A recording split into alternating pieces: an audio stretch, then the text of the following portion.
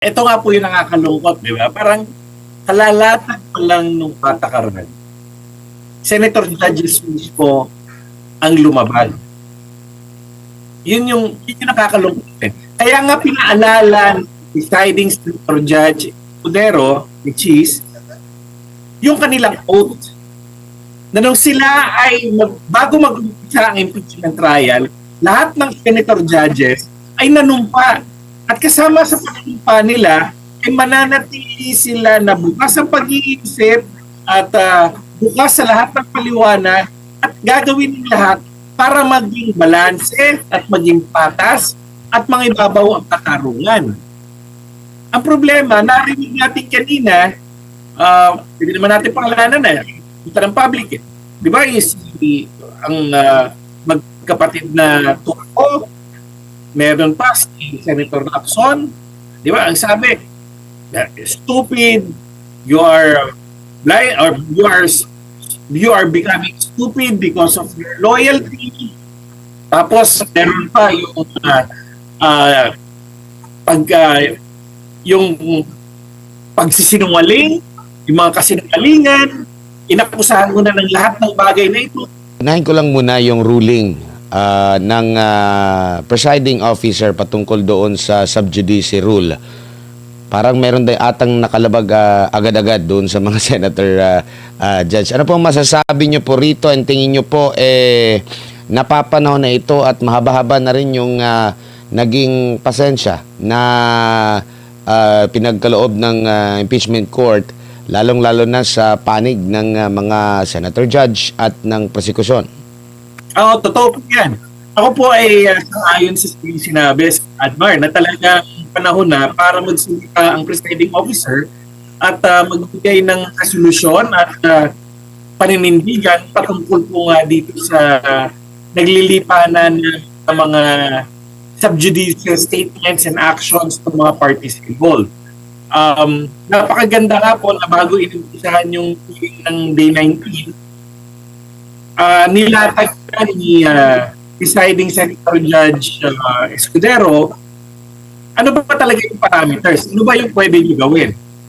At kinlaro niya, pag ikaw ay abogado o partido, bawal ka talaga magsalita ng patungkol sa mga bagay na makaka-apekto o may kinalaman sa kaso. Hindi pwedeng pupunta ka sa korte, humaharap ka bilang abogado o prosecutor or complainant o kahit respondent at humihingi ka ng resolution at decision galing sa impeachment court.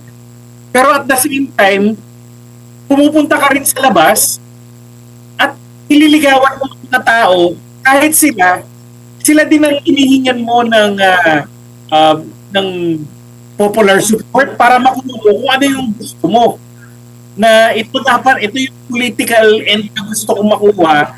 So lumalapit ka rin sa nila. So, para kang doble kara. Ano ba? Seryoso ka bang umaharap sa impeachment court? O gusto mo lang mamulitika, tingin at magpapugi ka lang o magpaganda ka sa harap ng publiko?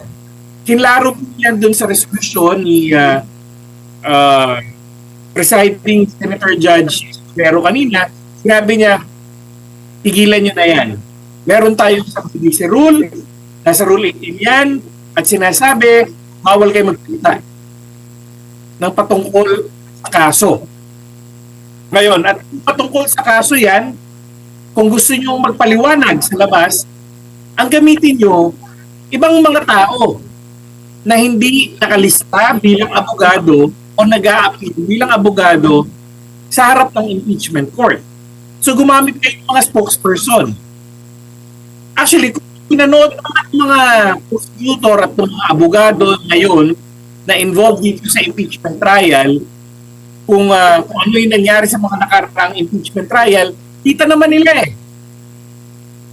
I was involved in some or actually a number of the impeachment trials before. Klaro rin man yun. Given na nga yun, parang sabi nga, kailangan pa ba i-memorize yun? If you want someone to talk to the public and explain things that happened, wag yung mga abogado ang gamitin mo. Gumamit ka ng mga spokesperson na hindi abogado na nag-a-appear sa harap ng impeachment court. Yun naman ang klaro. At yung sinabi rin ni Senator, Presiding Senator Judge Escudero, sabi niya, pero kung magsasalita yung spokesperson nyo, kailangan klaro pa rin na tama yung sinasabi niya at hindi nakakabastos sa impeachment court o sa proseso ng impeachment court. Dahil pag ito ay nakakabastos sa impeachment court pa rin o kaya binalok na yung mga nangyayari, maaari pa rin siyang ma-indirect contempt. Maaari pa rin siyang maparusahan dahil sa pambastos sa impeachment court o sa mga partido sa impeachment trial o kaya sa proseso mismo ng impeachment. At ang maganda din sa ginawa ni Presiding Senator Judges pero kanina, yung warning rin pati sa mga Senator Judges. Sabi niya, pigilan nyo na yung pambabastos o yung paggamit ng mga unparliamentary language o paggamit ng mga nakaka-insulto at nakakababa at nakakasakit na personal na mga patama o pambabastos dun sa mga witnesses, sa mga partido at sa mga abogado na rin na impeachment court. At bilang fair, ang sinabi rin ni Senator Presiding Senator Judges kanina, ito warning na to. Prospective tayo. Pag ginawa nyo pa yan pagkatapos itong paglapag ko ng patakaran na ito, maniningil na tayo. Ang problema nga lang, kalalabas pa lang nung walang oras dun sa hearing mismo kung saan sinabi yun, mukhang may mga lumalabas na ng mga judges. Nakarinig ko pa rin ng mga salitang stupido, you are blinded and you are brain stupid by your loyalty, nagsisinungaling ka at mga pananalita at mga insinuations na paninira na o pananakit sa emosyonal at pag-iisip na estado ng pag-iisip ng witnesses na hindi na sakop nung cross-examination o ng direct examination. Yun lang yung nakakalungkot doon. Kalalatag pa lang nung patakaran, lumalabag na kaagad. At ang problema, lumalabag, Senator Judge mismo. Opo. And dito naman po sa pagtatanong sa mismong witness. Kasi parang yung iba namang Senator Judge, parang yung alam nyo po yung asal nila during sa committee hearing, during sa mga Senate investigation. Tingin nyo po may kaibahan po yon bilang isang Senator Judge at bilang isang senador na nag-iimbestiga? Kasi yung iba naniniwala na meron ng ninakaw kahit na ongoing pa, hindi pa nga na-exhaust yung lahat ng mga remedy sa COA, wala pang final decision yung iba doon. Tapos eto nga nilapit niya sa impeachment court, hindi pa nga nailalatag lahat. Pero alam niyo yung usual na ginagawa nila sa mga pagdinig o di kaya sa kanilang mga programa sa television o radyo, yun yung kanilang ginagawa, attorney. At ito nga po yung nakakalungkot, di ba? Parang kalalatag pa lang nung patakaran. Senator Judges mismo ang lumabag. Yun yung nakakalungkot. Kaya nga pinaalala Presiding Senator Judge Escudero, which is yung kanilang oath na nung sila ay bago mag-umpisa ang impeachment trial, lahat ng senator judges ay nanumpa.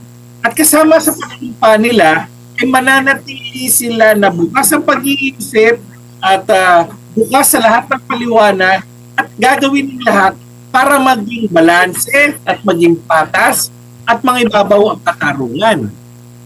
Ang problema, narinig natin kanina, hindi naman natin pangalanan na, ito ng public.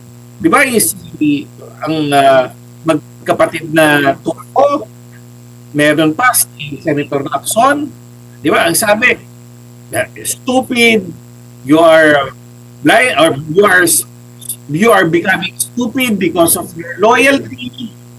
Tapos meron pa yung yung pagsisinungaling, yung mga kasinungalingan, inakusahan mo na ng lahat ng bagay na ito. Alam niyo kung gawin nga ng ibang tao sa labas yan, kung hindi impeachment court ito at sinabi yan ng senador, pwede silang makasuhan ng slander na yun. Diba? Tapos, ipopost pa nila yan sa online, hindi cyber libel pa.